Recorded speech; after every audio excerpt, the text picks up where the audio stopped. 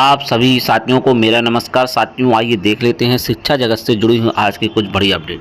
तो पहली अपडेट जो आ रही है वो है समायोजन को लेकर के एक सुनवाई चल रही थी, उसमें हाईकोर्ट की डबल बेंच ने स्पष्ट कहा है। यहाँ पर आप देख लें, high court of judicial at Allahabad special appeal number 398 of 2026, इसमें समायोजन को लेकर सुनवाई हो रही थी। इसमें कहा है, this court is of the opinion that transfer must conform to the applicable service rule and government order issue for implementation of the right of children to free and compulsory education 2009. Any action contrary there is legally unsuitable. The following should be kept in mind while passing transfer order. Maintenance of the prescribed student teacher ratio is the dominant and overriding factor. Transfer must be based on verified data identify surplus and deficit school, यानी कि जो transfer होने हैं उसके लिए verified data होना चाहिए। A rational exercise founded on consideration district level data regarding sanction strength working strength and enrolment is mandatory. Absence of such data render the process arbitrary, यानी कि जो भी डाटा होना चाहिए वो स्पष्ट होना चाहिए, सही होना चाहिए, तभी इस पर ट्रांसफ़र होंगे। और आप देख सकते हैं, कोर्ट ने कहा स्थानांतर दंडात्मक भेदभावपूर्ण ना हो, भौतिक सत्यापन करना होगा, शिक्षकों का तबादला अब केवल पोर्टल के भरोसे नहीं होगा। कोर्ट इलाहाबाद हाईकोर्ट ने प्रदेश के सरकारी स्कूल में सरप्लस अतिशय शिक्षकों के समायोजन और पुनर्नियोजन को लेकर स्पष्ट किया है कि शिक्षकों का स्थानांतरण डेटा आधारित और पारदर्शी होना चाहिए, न कि मनमाना।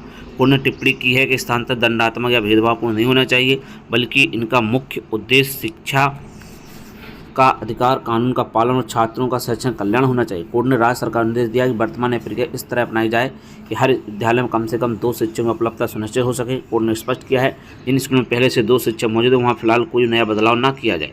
यह आदेश न्यायमूर्ति सौमित्र दयाल सिंह एवं न्यायमूर्ति स्वरूपमा चतुर्वेदी खंडपीठ ने सौरभ कुमार सिंह ने की विशेष अपील पर सुनवाई करते हुए दिया है। अपीलार्थियों ने शिकायत की थी कि स्थानांतरण के लिए उपयोग किया जा रहा है पोर्टल यूडीआई का डाटा अविश्वसनीय है, अपारदर्शी है।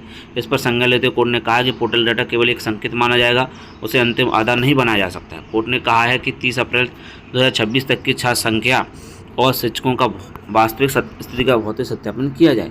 विद्यालय के प्रधान अध्यापक खंड शिक्षा अधिकारी को संयुक्त रूप से डेटा प्रमाणित करना होगा।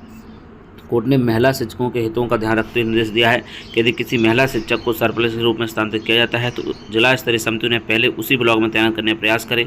यदि ऐसा संभव ना हो तो उन्हें सड़क मार्ग से जुड़े निकटतम ब्लॉक या उनके निवास के पास वाले स्कूलों में प्राथमिकता दी जाए। 6 मई तक सत्यापन डाटा जिले के आधिकारिक वेबसाइट पर अपलोड किया जाए।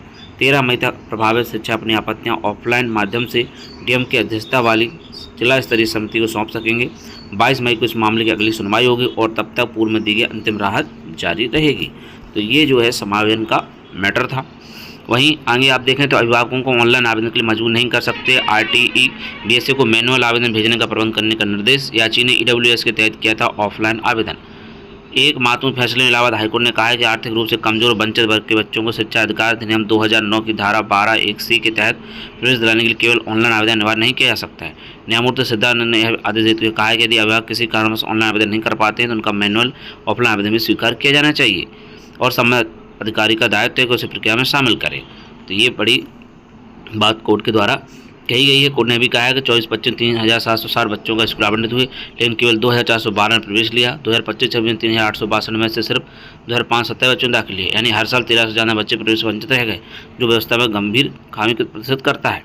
इसके अलावा कई स्कूल 25 आरक्षण मानों को पूरा नहीं कर रहे हैं, जहाँ केवल 104 बच्चों का ही प्रवेश दिया है।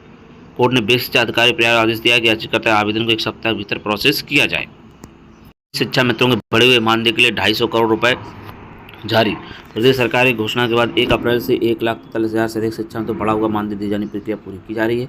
इस क्रम में बेसिक शिक्षा विभाग ने 250 करोड़ रुपए जारी कर दिए हैं। इसके बाद 1 मई को आने वाले मानदेय उन्हें 18,000 रुपये मिलेंगे। प्रदेश के परिषदीय स्कूलों में कार्यरत शिक्षा में तो मुख्यमंत्री योगी आदित्यनाथ ने बढ़ा हुआ मानदेय देने का घोषणा की थी। निदेशक प्रताप सिंह बघेल की ओर से सभी बीएसए वित्त लेखाधिकारियों को पत्र भेजकर बजट आवंटन जानकारी दी है। उन्होंने कहा इसका प्रयोग नियमानुसार किया जाएगा। दूसरी शिक्षा से डीएलएड करने वाले शिक्षक दे सकेंगे टीईटी। हाईकोर्ट की लखनऊ पीठ ने 10 अगस्त 17 तक से रहकर डिप्लोमा हासिल करने वालों को दी अंतिम राहत। हाईकोर्ट की लखनऊ पीठ ने उत्तर प्रदेश के करीब 50,000 सेवारत शिक्षकों को बड़ी राहत दी। कोर्ट ने राष्ट्रीय मुक्त संस्था एनआईओएस में ओडीएल मुक्त एवं दूरस्थ शिक्षा माध्यम 18 महीने के प्रारंभिक शिक्षा डिप्लोमा डीएड करने वाले शिक्षकों को यूपी टेट 26 शामिल होने का अनुमति दी है। न्यायमूर्ति राजेश सिंह की एकल पीठ ने आदेश शुभम कुमार शुक्ला समेत 36 शिक्षकों की याचिका पर दिया है। कोर्ट ने कहा है अंतिम फैसला आने तक शिक्षा परीक्षा बैठ सकेंगे। याचिका का कहना है उन्हें टेट 26 में शामिल रोका जा रहा है, जबकि सुप्रीम कोर्ट पहले स्पष्ट कर चुका है जो शिक्षा 10 अगस्त 2027 तक सेवा में थी और 18 महीने को ओडीएल डिप्लोमा पूरा कर उन्हें पात्र माना जाए। याचिका के वकील रजत राजन सिंह ने कोर्ट में दलील दी सिस्टम टीईटी से बाहर रखना कई न्यायिक आदेशों के खिलाफ है। कोर्ट ने राज्य सरकार, परीक्षा आयोग और एनसीटी से मांगा जवाबी हलफनामा। वहीं संस्कृत बोर्ड 10वीं में सृष्टि और 12वीं में रजनीश ने किया टॉप। प्रतापगढ़ की 3-4 टॉप 4 में सृष्टि, कन्नौज की राधा देवी आदर्श संस्कृत विद्यालय की छात्रा। तो साथियों, आज की प्रमुख अपडेट में बस इतना ही। और भी अन्य अपडेट के लिए बने रहे हमारे यूट्यूब चैनल सच्चा वाक पर। मिलते हैं किसी नेक्स्ट वीडियो में। जय हिंद।